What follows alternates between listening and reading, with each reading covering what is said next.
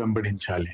అదేంటి, నేను కదా దేవుడిని వెంబడించాలి, ఆయన ఇలా అంటున్నారేంటి, సురేష్ ని దేవుడు వెంబడించాలి, పడాలంటే నేను ఏం చేసుకోవాలన్నది. అంటే పాజిటివ్ గా కంప్లీట్ ఒబీడియన్స్, కంప్లీట్ హంబుల్నెస్, ఆయన నన్ను ఇష్టపడి ఇష్టంతో వచ్చేలాగా ఉండాలి. పరీక్షించుకున్నప్పుడు నాకు ఒక 4 విషయాలు తెలిసాయి. నేను నిన్ను నమ్ముతాను, ఇష్టపడతాను, నాకు సరి అయిన మనిషివి అని దేవుడు నాకు సాక్ష్యం ఇవ్వాలి. ఆయన మన వెనకాల పడేలాగా ఎలా చేసుకోవాలి అన్న దాని గురించి మాట్లాడుతున్నాం కాబట్టి, నాకు సరైన మనిషి అని దేవుడు నాకు సాక్ష్యం ఇవ్వాల.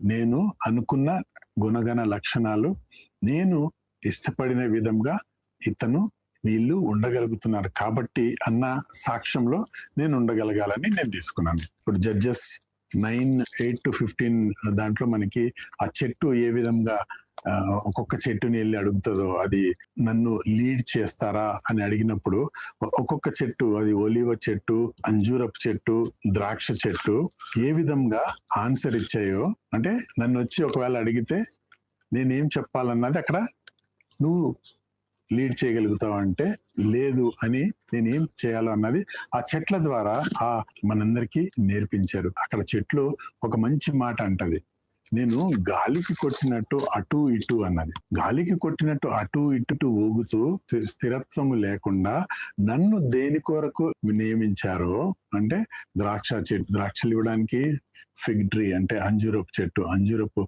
సీడ్స్ ఇవ్వడానికి, అదే విధంగా ఒలివ చెట్టు ఆయిల్ ఇవ్వడానికి. సో ఈ విధంగా నన్ను మీరు నియమించారు కదా, నా దృష్టి దాని మీద ఉండాలి. కానీ మీరు చెప్పినట్టు మీరు చెప్పిన విధంగా నేను వెళ్తే నేను అటు ఇటు వెళ్తాను. స్పిరిచువల్ లైఫ్, స్పిరిచువల్ జర్నీ అటు ఇటు కొట్టుకోకుండా స్థిరంగా ఉండాలి అని నేర్చుకున్నాను. సో ఫస్ట్ పాయింట్, అటు ఇటు ఊగకుండునట్లు స్థిరంగా ఉన్నావా? నువ్వు స్థిరంగా ఉంటే నేను నిన్ను వెంబడిస్తాను.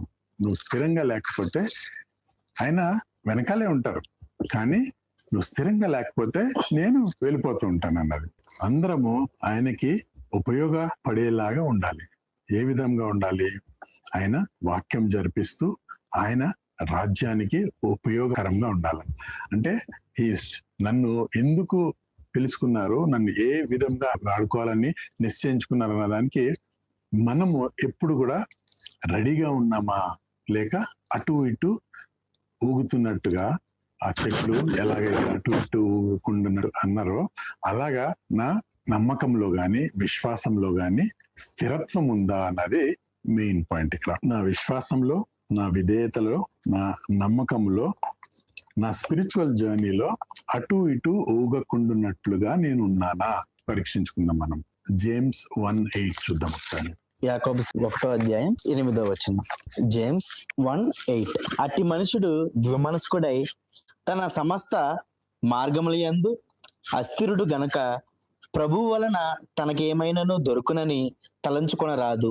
అస్థిరుడై ద్విమనస్కుడై అంటే ప్రతి దాంట్లో ఆలోచిస్తాడు, 2 విధాలుగా ఆలోచిస్తాడు, ప్రతి దాంట్లో డౌట్ పడతాడు, ప్రతి దాన్ని రాంగ్ వేగా ఆలోచించే ఆ స్థిరత్వము లేని జీవితం మనకుంది అంటే నేను డెఫినెట్ గా నన్ను వెంబడించేలాగా నేను చేసుకోలేను. సో ఆ విధంగా ఉండకూడదు అంటున్నారు. అదే ఎఫిషియన్స్ 4:14. ఎఫిషియల్కు రాసిన పత్రిక 4:14. ఎఫిషియన్స్ 4:14. అందువలన మనం ఇక మీదట పసిపిల్లలమై ఉండి మనుషులు మాయాపాయముల చేత వంచనతోను తప్పు మార్గమునకు లాగు కుయుక్తితోను గాలికి కొట్టుకుని పోవున్నట్లు కల్పింపబడిన ప్రతి ఉపదేశమునకు ఇటు అటు కొట్టుకొని పోవచ్చు అలల చేత ఎగరగొట్టబడిన వారమైన ఉండట్లుగా. అలాగా గాలికి కొట్టుపోయినట్టు సముద్రంలో అలలు ఎలాగైతే పైకి కిందకి ఉంటాయో అలాగా నా స్పిరిచువల్ స్టేటస్ ఉందా, అలాగా నేను నా ప్రతిరోజు నా జీవితము లీడ్ చేస్తున్నాను అన్నది మనం చెక్ చేసుకుంటూ ఉండాలి. నేను ఈ విషయంలో స్థిరంగా ఉన్నానా, ఈ విషయంలో నేను డౌట్ పడ్డానా, ఈ విషయంలో నేను నిర్ణయం తీసుకోలేని పరిస్థితిలో ఉన్నానా, ఏదైతే మనల్ని స్థిరత్వం లేని పరిస్థితికి తీసుకెళ్తుందో దాన్ని అలాగే పక్కన పెట్టి వేరే దానికి వెళ్ళిపోతాం. అది మాత్రం అలాగే ఉంటది. కానీ దానికి సొల్యూషన్ రావాలంటే ఇమీడియట్ గా మనము డిసైడ్ చేసుకోవాలి, ఇదా అదా అని. సో అటు ఇటు కొట్టుకున్నట్టు ఉంటే ఆయనకి ఇష్టం ఉండదు. 1 కొరింథీయులకు రాసిన పత్రిక 15వ అధ్యాయం 58వ వచనం. కాగా నా ప్రియ సహోదరులారా, మీ ప్రయాసము ప్రభువునందు వ్యర్థము కాదని ఎరిగి స్థిరులను కదలని వారును ప్రభువు కార్య అభివృద్ధి యందు ఎప్పటికీ ఆసక్తులనై ఉండెడి. ఇక్కడ ఇంగ్లీష్ లో ఏముంటదంటే లెట్ నథింగ్ మూవ్ యూ, అంటే ఏ పరిస్థితి వచ్చినా నువ్వు స్థిరంగా ఉండు, స్వే అవ్వకు, అలాగా అటు ఇటు కొట్టుకునేలాగా ఉండకు అని స్థిరంగా ఉండమని చెప్తున్నారు. Always give your self fully to the work of the lord, అంటే ఆయన పనికి నువ్వు హృదయపూర్వకంగా సమయము, నీ సర్వస్వము ఇచ్చేలాగా నువ్వు ఉండాలి అని చెప్తున్నారు. Because you know that your labour in the lord is not in vein. ఎందుకంటే ఆయన నువ్వు చేసిన పనికి, నువ్వు లీడ్ చేసే జీవితానికి డెఫినెట్ గా ఒక ఫలితం ఉంటది అని చెప్తున్నారు. It will not go in vein, అంటే అది వ్యర్థం అవ్వదు అని చెప్తున్నారు. అదే విధంగా జేమ్స్ 4:8 చూద్దాం. యాకోబు రాసిన పత్రిక 4వ అధ్యాయం 8వ వచనం. James chapter 4:8. దేవుని యొద్దకు రండి, అప్పుడు ఆయన మీ యొద్దకు వచ్చును. నేను ఫస్ట్ ఆయన దగ్గరికి వెళ్తే ఆయన నా వెనకాల వస్తారు, ఆయన నా యొద్దకు వస్తారు అంటే ఫస్ట్ నేను ఆయన ఇష్టంగా ఉండగలిగితేనే అప్పుడు ఆయన నా వెనకాల రాగలుగుతాడు. అంటే ఆయన నన్ను వెంబడించేలాగా చేసుకోవాలి అని అంటే ఫస్ట్ నేను ఆయనని వెంబడించాలి, ఆయన దగ్గరికి వెళ్ళాలి, ఆయనకున్న ప్రతి ఒక్క గుణగణ లక్షణాలు నేను కలిగి ఉండాలి, ఆయన నన్ను హృదయపూర్వకంగా ఇష్టపడాలి, నేను ఇతన్ని నేను నమ్మచ్చు అన్న నమ్మకము ఆయనకి నేను ఇవ్వగలగాలి. అది ఫస్ట్ పాయింట్. అటు ఇటు కొట్టుకుని వెళ్ళేలాగా కాకుండా, అటు ఇటు ఊగేలాగా కాకుండా నా స్థిరత్వము కలిగి నేను ఉండగలగాలి. ఏ విధంగా నేను ఆయన నన్ను వెంబడించేలా చేసుకోగలనంటే జడ్జెస్ 9:7. న్యాయాధిపతులు 9వ అధ్యాయం 7వ వచనం. Judges chapter 9:7.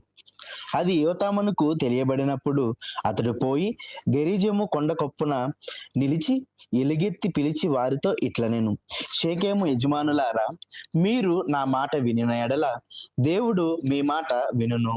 నేను నా వెనకబడిన దేవుడిని మాట వింటే అప్పుడు నా మాట ఆయన వింటారు. సో ఇది సెకండ్ పాయింట్ కింద తీసుకున్నాను. ప్రతి విషయంలో నేను ఆయన చెప్పిన ఆ స్వరము నేను వినగలుగుతున్నానా, ఆయన చెప్పిన మాట, ఆయన చెప్పిన వాక్యము నేను సరైన సమయంలో గుర్తు పెట్టుకొని అది జరిపించగలుగుతున్నానా, దాన్ని నేను మరువకుండా అదే విధంగా నేను జీవించగలుగుతున్నాను అన్నది సెకండ్ పాయింట్. జోతాం ఏం చేశాడు? He got protected. అంతా 70 మంది బ్రదర్స్ చనిపోయినా ఈయన తప్పించుకున్నాడంటే అది ఆయన ఆలోచన కాదు, దేవుడు తప్పించాడు అని నేను తీసుకుంటాను. అలాగా ఎన్నో విధాలుగా నన్ను ఆయన ప్రతిరోజు ప్రతి మూమెంట్ ఆయన నన్ను రక్షించుకుంటూ తీసుకొస్తున్నాడు. కృతజ్ఞత కలిగి ఉండాలి, ఇది గుర్తించాలి. He's always protecting us. నేను ఈరోజు జీవించున్నాను, శ్వాస పీల్చుకుంటున్నాను, మంచి ఆరోగ్యంగా ఉన్నాను అంటే ఆయన నన్ను ప్రొటెక్ట్ చేసుకుంటూ తీసుకొస్తున్నారు. అదే విధంగా యోతాముని కూడా అక్కడ 70 మంది చనిపోయినా కూడా ఆయన హీడ్ హిమ్సెల్ఫ్ అని ఉంటుంది. అంటే ఆయన దాక్కునే ఆ ఆలోచన, ఆ జ్ఞానము ఎవరిచ్చి ఉంటారు? లేకపోతే ఆయన కూడా 70 మందిలా చనిపోయి ఉండేవాడు కదా, కానీ చనిపోకుండా ఆయన ఇచ్చిన ప్రొటెక్షన్. సో నాకు ఇలాంటి ప్రొటెక్షన్ లార్డ్ ఇస్తున్నారు అని మనం గుర్తు పెట్టుకోవాలా. అది ఎప్పుడు థ్యాంక్ఫుల్ గా ఉండాలి. ఎప్పుడైనా నేను గుర్తించాలి, నన్ను ఇష్టపడుతున్నారు, నన్ను నమ్ముతున్నారు, అందుకే ఆయన ఆ ప్రొటెక్షన్ నాకు ఇస్తున్నారు, యోతాంకి ఇచ్చినట్టు. అందుకే ఆయన చెప్పగలిగాడు. ఎలా చెప్పగలిగాడు? నేను చెప్పిన మాట వినండి, అప్పుడు మీ దేవుడు మీ మాట వింటారా అని అక్కడ చెప్పాడు. ఇక్కడ మనం ఏమని నేర్చుకుంటున్నాము? ఫస్ట్ నేను దేవుడి మాట వింటాను, అప్పుడు దేవుడు నా మాట వింటారు. నా మాట వినడం అంటే నా వెనకాల వస్తూ ఉంటారండి. ఆయన నా మాట వినాలి అంటే ఆయన నా వెనకాల వస్తూ ఉంటారు. మంచి సంభాషణ చేసేలాగా ఆ రిలేషన్షిప్ అలా ఉండాలని ఆయన ఇష్టపడుతున్నారు. నేను ఫస్ట్ ఆయన మాట వింటున్నానా? అన్ని విధాలుగా ఆయన చెప్పిన మాట నేను వినగలుగుతున్నానా? నేను ఆయన మాట ప్రతి ఒక్కటి జరిపించినప్పుడు, అంటే నోటి నుంచి వచ్చిన ప్రతి ఒక్క మాట నేను జరిపించినప్పుడు ఆయన నా మాట వింటారు. అలాగా నేను ఉండగలుగుతున్నానా? ఇది ఒక ఆన్ గోయింగ్ ప్రాసెస్. అంటే అది కంటిన్యూస్ గా జరిగేది. కొంతసేపు జరిగింది, కొంతసేపు ఆగిపోయింది అన్నది కాదు. రొటీన్ గా రోజు వారీగా జరిగే ప్రాసెస్ ఇది. అంటే నేను ఆయన మాట వినాలి, అప్పుడు ఆయన నా మాట వింటారు. ఏ స్వరము వింటున్నాను? దయ్యం స్వరమా, దేవుని స్వరమా, మనిషి స్వరమా, సొంత స్వరమా, ఏది వింటున్నాను అన్నది ఎప్పుడు మన మైండ్ లో తిరుగుతూ ఉండాలి. ఏ స్వరం నేను విన్నాను అని చెప్పేస్తాము, లేకపోతే ఒకరిని జడ్జి చేసేస్తాము, లేకపోతే అక్కడ సమాధాన పరచడానికి ఏదో ఒక మాట అనేసాం అనుకోండి, ఆ మాట నేనన్నానా, దేవుడి నుంచి వచ్చిన ప్రేరేపణ అన్నది ప్రతి మూమెంట్ మనం రియలైజ్ అయ్యి గుర్తు పెట్టుకుని ఆ విధంగా జీవించగలిగినప్పుడు లార్డ్ చెప్తున్నారు కదా, అప్పుడు నేను వెంబడిస్తాను. అంటే ఇతను తప్పుగా ఆలోచించాడు, వాక్యం ఉంది కాబట్టి సరిగ్గా ఆలోచిస్తాడు, వాక్యమే జరిపిస్తాడు అన్న నమ్మకము నేను దేవుడికి ఇవ్వగలగాల. అలాగా ఇవ్వగలుగుతున్నామా? ఏ స్వరము వింటున్నాను అన్నది చాలా చాలా ఇంపార్టెంట్. జాన్ 10:27 చూద్దాం ఒకసారి. యోహాను 10:27. John chapter 10:27. నా గొర్రెలు నా స్వరము వినును, నేను వాటిని ఎరుగుదును, అవి నన్ను వెంబడించును. నా గొర్రెలు నా స్వరము వినును, నా గొర్రెలు నా స్వరము వినును. అంటే ఆయన గొర్రెలమైన మనము ఆయన స్వరము ఎప్పుడు సరి అయిన విధంగా రిసీవ్ చేసుకుని సరి అయిన విధంగా విని దాన్ని జరిపించగలిగేలాగా అలాగా ఉండగలుగుతున్నామా? ఫస్ట్ స్వరము వినాలంటే నేను ఆయన గొర్రె అయి ఉండాలి. అంటే ఏది చెప్పినా, ఏది నాకు వచ్చినా కూడా ఒక గొర్రెలాగా హంబుల్ గా, ఎస్ లార్డ్ మీరు చెప్పారు అంటే అది కరెక్ట్ లార్డ్ అన్న విధంగా నేను ఉండగలుగుతున్నాను అన్నది. ప్రొవర్బ్స్ 3:5-6 చూద్దాం. Proverbs chapter 3:5-6. సామెతలు 3:5-6. నీ స్వబుద్ధిని ఆధారము చేసుకొనక నీ పూర్ణ హృదయముతో యెహోవా యందు నమ్మకముంచు. ఎవరి బుద్ధి? స్వబుద్ధి కాదు, నా బుద్ధి కాదు, నా ఆలోచన కాదు, ఆయన ఆలోచన, ఆయన బుద్ధి, ఆయన నాకు ఇచ్చే ఆ బుద్ధి కలిగి నేను ఉన్నప్పుడు ఆ విధంగా నేను ఉండాలా, ఆ విధంగా నేను జరిపించాలా. నా స్వబుద్ధి కాదు, నేను వినే స్వరము నాది అవ్వకూడదు, సాతానిది అవ్వకూడదు, అదే విధంగా మనిషిది గాని అవ్వకూడదు. అది ఆయన స్వరం అయి ఉండాలా, ఆయన బుద్ధి అయి ఉండాలా. 4 కూడా చదువు. 4.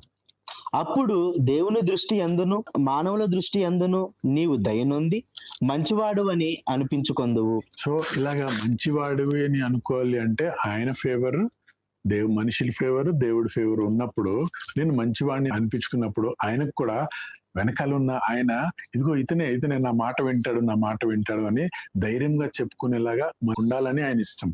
ఆయనకి గర్వము, ఈయన నా మాట వింటాడు అన్నది గర్వం. ఆ గర్వముని నేను తెప్పించాలి ఆయనకి. గర్వము అంటే నెగిటివ్ గా కాదు, ఒక ఇష్టపూర్వకంగా ఆయన నన్ను ఒప్పుకునేలాగా నేను జరిపించేలాగా ఉండాలి. సో నేను ఇద్దరి నుంచి ఆ మంచివాడు అన్నది తెప్పించుకోగలిగినప్పుడు లార్డ్ నా వెనకాలే ఉంటారు. Verse 3 కూడా చూడండి. 3.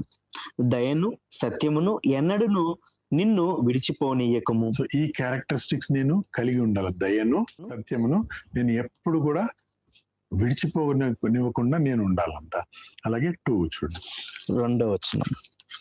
అవి దీర్ఘాయువును సుఖజీవముతో గడుచు సంవత్సరములను శాంతిని నీకు కలగజేయను. ఆ శాంతి నాలో ఆయన చూస్తూ ఉండాలి. ఇలా చేస్తున్నాడు, ఇవన్నీ జరిపిస్తున్నాడు కాబట్టి ఈయనలో శాంతి ఉంది కాబట్టి నేను ఈయనని వెంబడిస్తాను అన్నది. 1 కూడా చదువు. 1. నా కుమారుడా నా ఉపదేశమును మరవకము. ఆయన ఉపదేశాన్ని మరవకుండా నేను హృదయంలో పెట్టుకున్నప్పుడు అవన్నీ ఆయన చూస్తున్నారు కాబట్టి ఆయన నన్ను వెంబడించడానికి ఇష్టపడతారని నేను నమ్ముతున్నాను. ఈ చిన్న తప్పు ఎప్పుడు నేను చిన్నదిగా చూసుకోకూడదు. ఒక బ్లెస్సింగ్ అంటే 2 విధాలుగా ఉంటాయి. ఒక బ్లెస్సింగ్, దేవుడు ఇచ్చే బ్లెస్సింగ్, నేను అడిగి తీసుకునేది, ఆయన స్వతహా ఇచ్చేది. నేను అడిగి తీసుకునే దాంట్లో పోనీలే ఈసారికి ఇచ్చేద్దామని ఇవ్వచ్చు, కానీ దాంట్లో అది నిజమైన ఆశీర్వాదం కాదని నేను అనుకుంటాను. నా గురించి నేను అడుగుతున్నాను అంటే ఆయనకి తెలీదా అన్నది నాకు గుర్తుకు రావాలి. నాకేం కావాలో ఆయనకి తెలుసు కదా అన్నట్టే ఉండాలి. నేను ఎప్పుడు ప్రార్థన చేసినా కూడా ఇంకొకరి గురించి ప్రార్థన చేయాలన్న. బ్లెస్సింగ్స్ అంటే ఆయన ఇష్టంతో నాకేం కావాలో ఆయనకి తెలుసు కాబట్టి ఇచ్చేదే అసలైన బ్లెస్సింగ్ తీసుకుంటాను. నీ ఆలోచన స్థిరంగా కరెక్ట్ గా ఆయనకి ఇష్టకరంగా ఉన్నప్పుడు ఆయన ఏదైతే నీకు ఇవ్వాలనుకున్నారో అది న్యాచురల్ గానే వస్తుంది. నువ్వు అడగాల్సిన అవసరం ఏముందని అది నేను నమ్ముతాను. జాన్ 15:16. John chapter 15:16. మీరు నన్ను ఏర్పరచుకొనలేదు, మీరు నా పేరట తండ్రిని ఏమి అడుగుదరో అది ఆయన మీకు అనుగ్రహించినట్లు మీరు వెళ్ళి ఫలించుటకును మీ ఫలము నిలిచియుండుటకును నేను మిమ్మును ఏర్పరచుకొని నియమించితిని. ఆయన నన్ను ఫస్ట్ చూస్ చేసుకున్నారు. నేను ఎప్పుడు కూడా చెప్పుకోలేను నేను దేవుణ్ణి, నేను యేసుక్రీస్తు ప్రభుని ఫస్ట్ నేను ఎంచుకున్నాను అన్నది నేను చెప్పలేను. ఆయన నన్ను ఎంచుకున్నారు కాబట్టి ఆయన నాకు దగ్గరికి వచ్చారు. ఆయన నన్ను ఎంచుకున్నారు కాబట్టి నా వెంబడి ఉండడానికి ఇష్టపడుతున్నారు. ఆయన నన్ను ఎంచుకున్నారు కాబట్టి ఆయన నన్ను వెంబడించడానికి ఇష్టపడుతున్నారు అన్నది. ఆయన నన్ను ఎందుకు ఎంచుకున్నారు అంటే ఒక పర్పస్ ఉంది. ఆయనకి నా ద్వారా ఒక పని ఉంది. ఆ పర్పస్ కోసము ఆయన నన్ను చూస్ చేసుకున్నారు అన్నది ఒకటైతే, ఆయన నా స్నేహితుడిలాగా ఉండడానికి ఇష్టపడుతున్నారు. నేను ఫలించాల, గో అండ్ బేర్ ఫ్రూట్స్ అని చెప్తున్నారు. అంటే నేను ఫలించాలా. ఏమైతే ఆయన నన్ను ఎందుకైతే పిలుచుకున్నారో, దానికి ఏ పర్పస్ కోసం అయితే పిలుచుకున్నారో, ఆయన ఏ విధంగా నన్ను మార్చుతున్నారో ఆ మార్పుని ఆయన చూసి ఏం చెప్తున్నారంటే, వెళ్ళి ఫలించుటకును ఫలము నిలిచి ఉండుటకును. అంటే నేను ప్రతి మూమెంట్ ఫలిస్తూ ఉండాలి. ఆ ఫలము నిలిచి ఉండటానికి అంటే నేను ఇప్పుడు పడిపోకుండా నేను ఆ స్థిరంగా ఉండే పరిస్థితి నాకు ఉందా అన్నది నేను చెక్ చేసుకోవాలా. అలా ఉండగలుగుతున్నామా?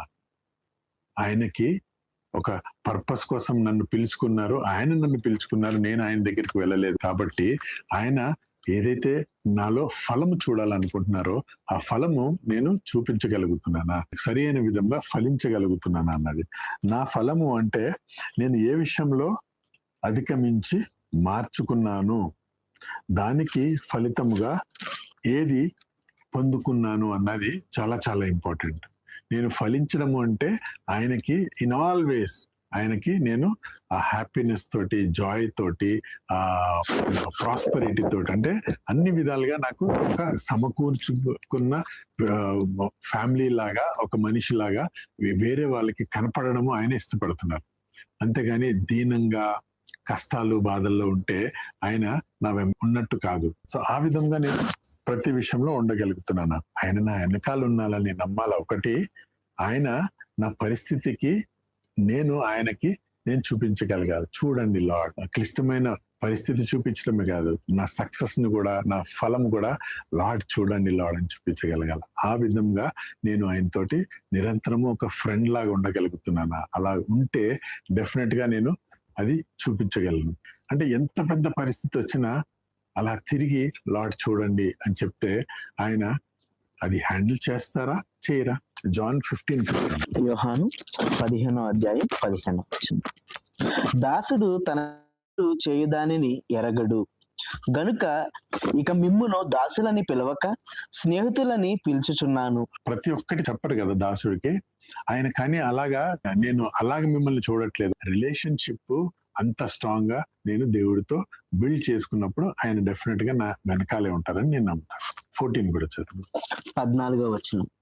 నేను మీకు ఆజ్ఞాపించు వాటిని చేసిన ఎడల మీరు నా స్నేహితులై ఇందురు. You are my friends if you do what I command. ఆయన ఎప్పుడు నాకు ఒక మంచి ఫ్రెండ్, మంచి దోస్తు లాగా ఉండాలని ఇష్టపడతారు అంటే నేను ఆయన మాట విన్నప్పుడు అని. సో 15-14 గుర్తు పెట్టుకుంది. నేను ఆయన మాట వింటే ఆయన నా ఫ్రెండ్. నేను మాట విన్నాను కాబట్టి నా ఫ్రెండ్ కాబట్టి నా వెనకాలే ఉన్నారు. నా వెనకాల ఉన్నారు కాబట్టి నా పరిస్థితిని ఆయనకి ఇంట్రడ్యూస్ చేస్తాను. అలాగే ప్రొవర్బ్స్ 22:11. Proverbs chapter 22:11. సామెతలు 22:11. హృదయ శుద్ధిని ప్రేమించుచు దయగల మాటలు పలుకువానికి రాజు స్నేహితుడగును. హృదయ శుద్ధిని ప్రేమించు అంటే నేను I have to have a very pure heart. నేను దాన్ని ప్రేమించాల. నాకు హృదయము శుద్ధికరంగా ఉండాలని నేను ప్రేమించాల. ఉంచడం ఒకటే కాదు, నేను అది ఎప్పుడు శుద్ధి కలిగి ఉండాలన్నది నేను దాన్ని ప్రేమించాలన్నాడు. దయగల మాటలు పలుకువానికి రాజు స్నేహితుడగును. దయగల మాటలు, నా మాటలు ఎలాగున్నాయి అంటే ఇందాక అనుకున్నాం కదా, ఆయన మాట విని స్నేహితుడిగా ఉంటే ఆయనకి నా వెనక ఉన్న దేవుణ్ణి నా పరిస్థితికి చూపించవచ్చు అని. అలాగే Proverbs 17:17 సామెతలు 17వ అధ్యాయం 17వ వచనం. Proverbs chapter 17 verse 17. నిజమైన స్నేహితుడు విడవక ప్రేమించును. నిజమైన స్నేహితుడు ఆయన, నా నిజమైన స్నేహితుడు, నేను ఆయనకి స్నేహితుడు, ఆయన నాకు స్నేహితుడు అయినప్పుడు ఆయన ఎప్పుడు నన్ను విడవకుండా ప్రేమిస్తారంట. ఆ విడవకుండా ప్రేమించినప్పుడు ఏం చేస్తాడు, నేను ఎలాగున్నా కూడా ఆయన నన్ను వెంబడించడానికి ఇష్టపడతాడు, నా వెనకాల రావడానికి ఇష్టపడతాడు, నాకు ప్రతి పరిస్థితి నుంచి బయటికి తీసుకురావడానికి ఇష్టపడతాడు, నన్ను సంతోషంగా ఉండడానికే చూస్తారు, నా ప్రతి పనిలో ఆయన ఇన్వాల్వ్ అవ్వాలని చూస్తారు. ఆ విధమైన స్నేహితుని మనం కోరుకోవాలి. తర్వాత దుర్దశలో అట్టివాడు సహోదరుడిగా నుండును. దుర్దశలు అంటే నేను ఉన్న ప్రతి పరిస్థితుల్లో, ప్రతి ఒక్క భయంకరమైన పరిస్థితుల్లో ఆయన నాకు సహకారుడిగా ఉండడానికి ఇష్టపడతాడు. అంటే he will always be of good help when I'm even in the distressed situation. గిద్యోను చిన్న తప్పు చేశాడు, పోనీలే అని వదలలేదు లార్డ్. అదేవిధంగా మోషే చిన్న తప్పు చేశాడు, పోనీలే అని వదిలేదు లార్డ్. సో ఆయన నాకు ఇచ్చేది ఏంటంటే సమయం.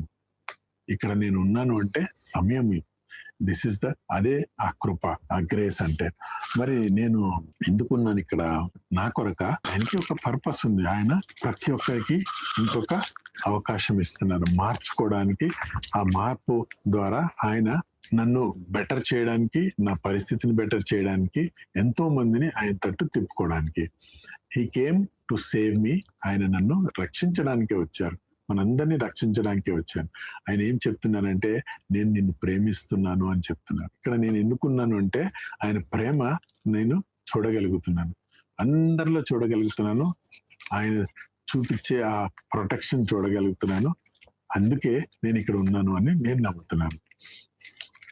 నేను చేసిన మంచి ముందు ఇది పెద్ద తప్పే కాదు అన్న మాట ఎప్పుడు రాకూడదు అని నేను క్లియర్ గా రాసుకున్నాను. మంచి మర్చిపోతారు, చెడు చాలా డీప్ గా వెళ్ళిపోతుంది. ఏదైతే చెడు చేస్తానో ఆ చెడు ఎవరికైనా నిజంగా చేసుంటే వెళ్ళి క్షమాపణ అడగడం చాలా ఇంపార్టెంట్ అండి. అది ఎందుకంటే డీప్ రూటెడ్ లోపలికి వెళ్ళిపోతుంది అని చెప్పారు. ఉంది అలా చాలా పరిస్థితుల్లో ఉండి నేను చూశాను కూడా. అది వీళ్ళు నా పని చేస్తారు అని నమ్ముతున్నారు కాబట్టి ఆయన నా వెనకాల నిలబడడానికి ఇష్టపడుతున్నారు, నన్ను నా వెనకాల ఉండడానికి, నన్ను వెంబడించడానికి ఇష్టపడుతున్నారు. గలతీయులకు రాసిన పత్రిక 6వ అధ్యాయం 7వ వచనం. Galatians chapter 6 verse 7. మోసపోకుడు, దేవుడు వెక్కిరింపబడడు, మనుషుడు ఏమి విత్తునో ఆ పంటనే కోయును. ఏమి విత్తునో ఆ పంటనే పోయినప్పుడల్లా నా మైండ్ లో ఒకటే వస్తుంది, చెడు విత్తితే చెడు వస్తుంది, మంచి విత్తుదాం కదా, సంతోషం విత్తుదాం కదా, ఎక్కడికి వెళ్ళినా వాక్యం ఒక వాక్యం విత్తేసి వద్దాం కదా, ఎవరితో అన్నా మాట్లాడినప్పుడు ఒక మంచి మాట చెప్పేసి వద్దాం కదా. నేను మంచి విత్తినప్పుడు, ఒక సంతోషం విత్తినప్పుడు, వాక్యాన్ని విత్తినప్పుడు అది దాన్ని మనము ఏ విధంగా కోసుకుంటామో మంచిగా కోసుకుంటాం కదా. సో అది నెగిటివ్ గా ఎందుకు తీసుకుందాం, పాజిటివ్ గా తీసుకుందాం. నేను ఆయనని రిప్రజెంట్ చేయగలను అనే నమ్మకము ఆయనకి కలిగించాలి నేను. అంటే ప్రతి విషయంలో ఆయన నా వెనకాల ఉన్నారు అన్న ఒక ధైర్యంతో నేను ఆయన నా గురించి చెప్పగలగాల. అటు ఇటు ఊగుతున్నట్టుగా ఉండకూడదు, అంటే స్టేబుల్ గా ఉండాలి.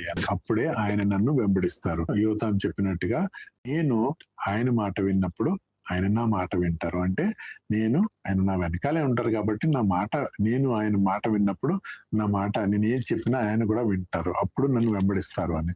అలాగే ప్రతి ఒక్క వీక్నెసెస్ నేను వదిలేసి ప్యూర్ హార్ట్ తోటి ఆయనని నేను వెంబడించాలి. ఎందుకంటే ఆయన నన్ను ఎంచుకున్నారు అన్నది. ఆయన నన్ను ఎంచుకున్నారు, నేను కాదు ఆయన ఎంచుకున్నాను. సో ఇందులో ఈ విధంగా నేను ఉంటే డెఫినెట్ గా ఆయన నన్ను నా వెనకాల ఉండడానికి ఇష్టపడుతున్నారు. చివరిగా Hebrew 4:16. హీబ్రూ రాసిన పత్రిక 4వ అధ్యాయం 16. Hebrews chapter 4 verse 16. గనుక మనము కనికరింపబడి సమయోచితమైన సహాయము కొరకు కృప పొందునట్లు ధైర్యముతో కృపాసనము వద్దకు చేరుదుము.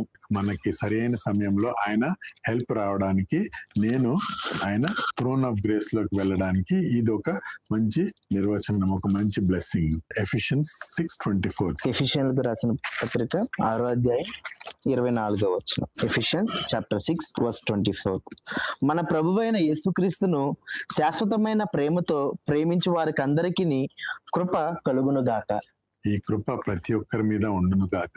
ఆ కృప ఆయన నా వెనకాల నా వెంబడి ఉన్నారు, నన్ను వెంబడిస్తున్నారు అన్న ఆ ధైర్యము ప్రతి ఒక్కరు కలిగి ఉండుదురు గాక అని ప్రతి ఒక్కరిని ఆశీర్వదిస్తూ షలోమ్.